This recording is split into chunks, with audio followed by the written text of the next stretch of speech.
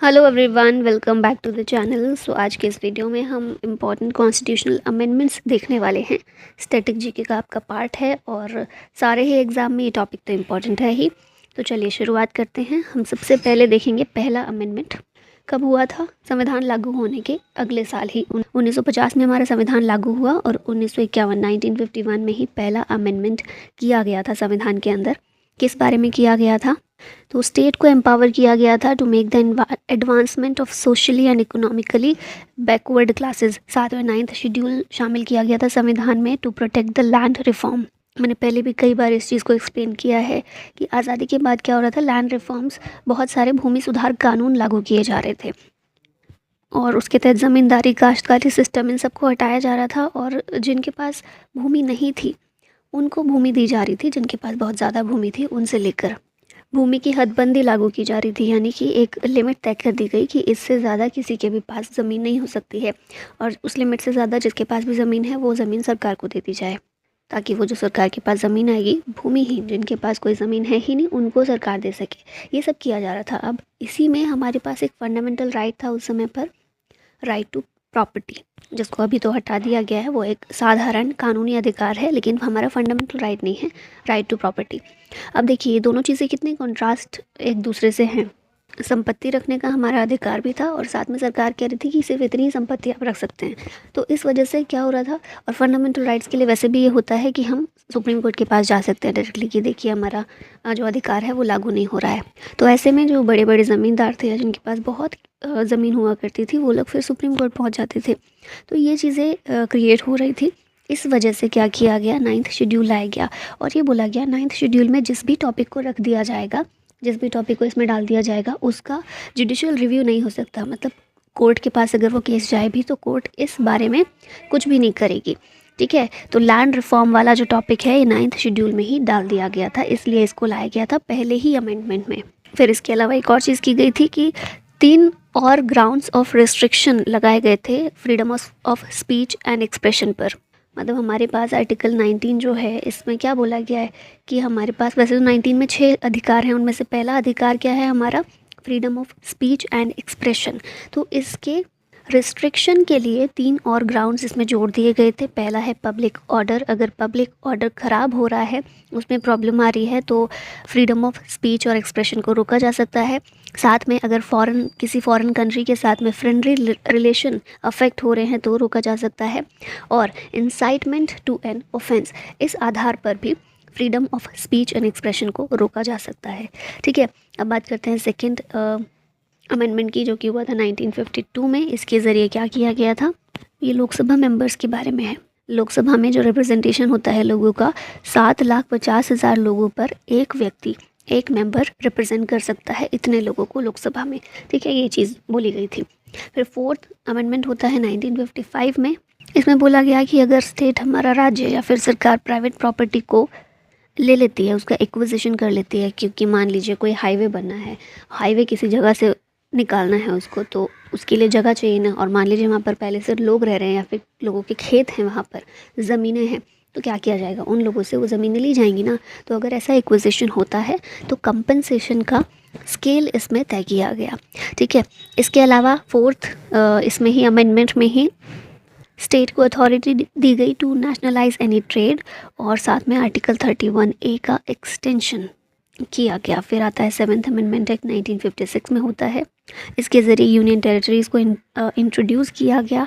साथ में जो हम देखते हैं आज़ादी के बाद हमारे स्टेट्स को 4 कैटेगरी में क्लासिफाई किया गया था, part A, part B, part C और पार्ट डी स्टेट्स रखे गए थे। तो ये वाली जो क्लासिफिकेशन थी इसको अबॉलिश कर दिया गया, हटा दिया गया, यूनियन टेरिटरीज़ को इंट्रोड्यूस किया गया और ये बोला गया कि 2 या 2 से ज़्यादा स्टेट्स का एक कॉमन हाई कोर्ट हो सकता है।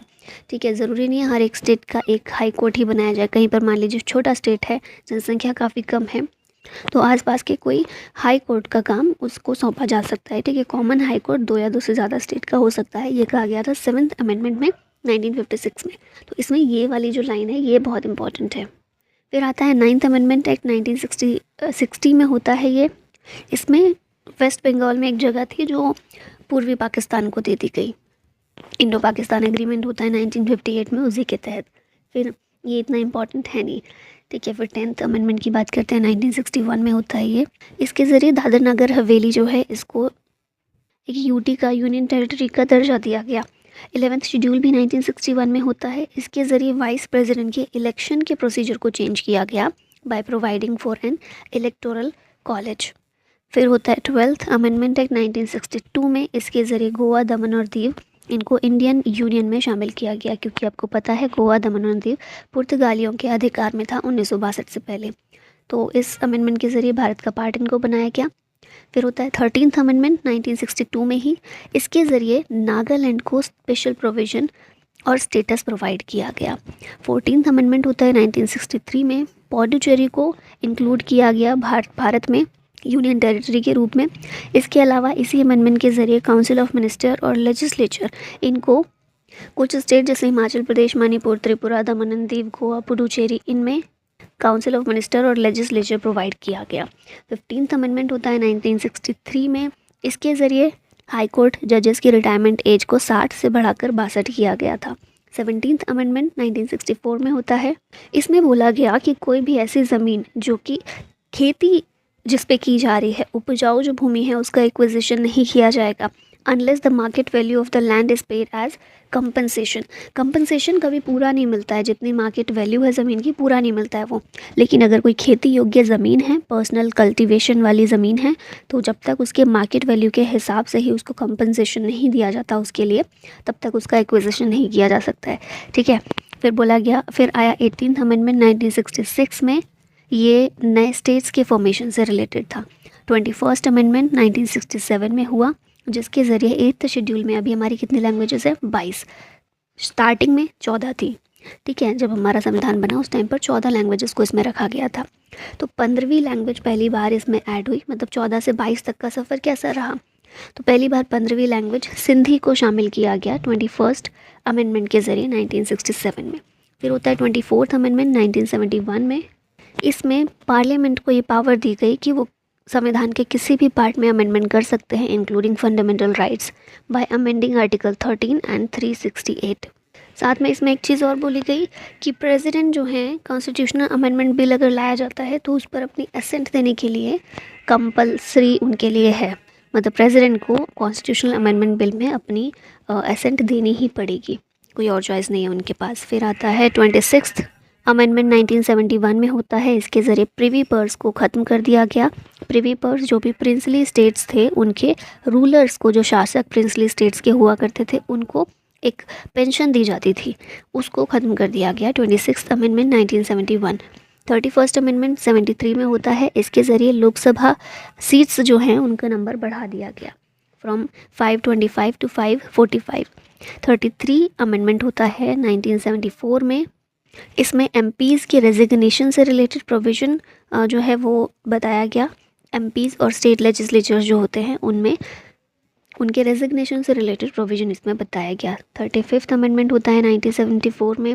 इसमें सिक्किम को स्टार्टिंग में एक प्रोटेक्टोरेट स्टेटस दिया गया था। ठीक है, फुल फ्लेज्ड स्टेट का दर्जा इसके पास नहीं था, प्रोटेक्टोरेट स्टेटस था, तो इसको ख़त्म कर दिया गया था 35th अमेंडमेंट के ज़रिए। और फिर उसके बाद 36 अमेंडमेंट होता है 1975 में। इसमें सिक्किम को एक फुल फ्लेज्ड स्टेट का दर्जा दे दिया गया भारत के।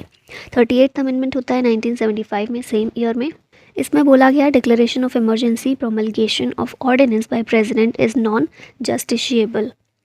फिर आता है 42nd अमेंडमेंट, वेरी इंपॉर्टेंट, 1976 में होता है। इसके ज़रिए पहली चीज़ हुई कि प्रियम्बल में 3 वर्ड्स जोड़े गए, सोशलिस्ट, सेक्युलर और इंटेग्रिटी। फंडामेंटल ड्यूटीज़ जो हैं सिटीजन्स की, उनको शामिल किया गया इसी अमेंडमेंट के ज़रिए पार्ट 4A में। 3 नए डायरेक्टिव प्रिंसिपल्स जोड़े गए, equal justice and free legal aid, participation of workers in the management of industries and protection of environment, forest and wild life. ठीक है, ये 3 डायरेक्टिव प्रिंसिपल DPSP जोड़े गए। इस अमेंडमेंट को मिनी कॉन्स्टिट्यूशन के नाम से भी जाना जाता है, क्योंकि बहुत सारे चेंजेस इसमें किए गए थे। फिर आता है 43rd अमेंडमेंट 1977 में। इसने सुप्रीम कोर्ट और हाई कोर्ट के ज्यूरिसडिक्शन को रीस्टोर किया with respect to issue the writs. 44th amendment होता है 78 में। ये ना बेसिकली लाया गया था 42nd अमेंडमेंट में, जो भी चीज़ें ख़राब की गई थी उनको ठीक करने के लिए 44 लाया गया। तो अब इसमें बोला गया, क्योंकि इस टाइम पर ये कब 42nd अमेंडमेंट इमरजेंसी के टाइम पर लाया गया था इंदिरा गांधी के द्वारा, और बहुत आसानी से उन्होंने इमरजेंसी लगा दी थी, बस राष्ट्रपति से फ़ोन पर बात की और हो गई इमरजेंसी। तो अभी बोला गया एक मजबूत ग्राउंड बनाया गया इमरजेंसी के लिए। ये बोला गया कि प्रेसिडेंट को जब भी नेशनल इमरजेंसी डिक्लेयर करनी हो तो उनके पास रिटन में चीज़ें आनी चाहिए, ठीक है, और वो भी रिटन में उसको अप्रूवल देंगे। ऐसे नहीं कि फ़ोन पर बात की और हो गया, रिटन में होनी चाहिए बाकायदा चीज़ें।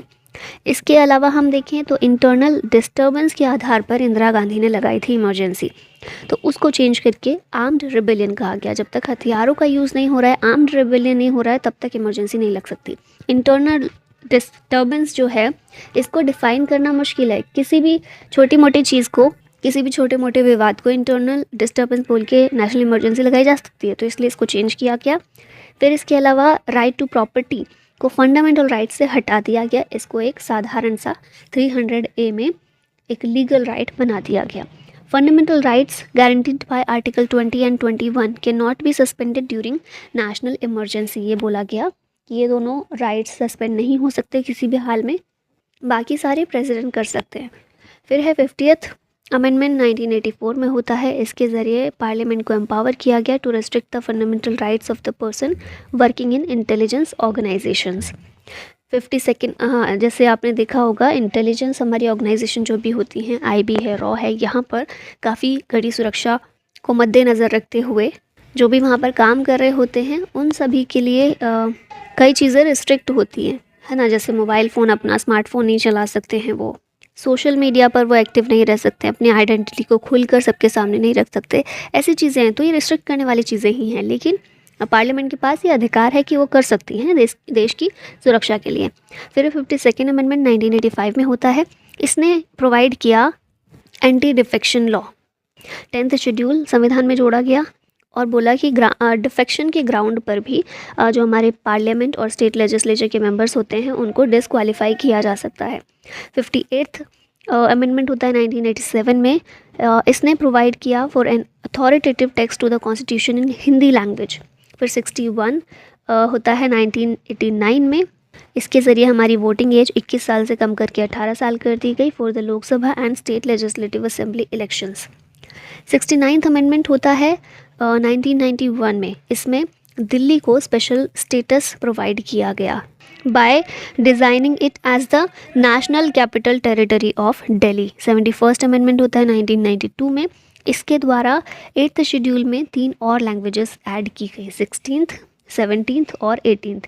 ठीक है, 14 के बाद 15वीं लैंग्वेज कौन सी थी? सिंधी थी। अब 16, 17, 18 लैंग्वेज के तौर पर कोंकणी, मणिपुरी और नेपाली लैंग्वेज को 8th शेड्यूल में शामिल किया गया 71st अमेंडमेंट के ज़रिए।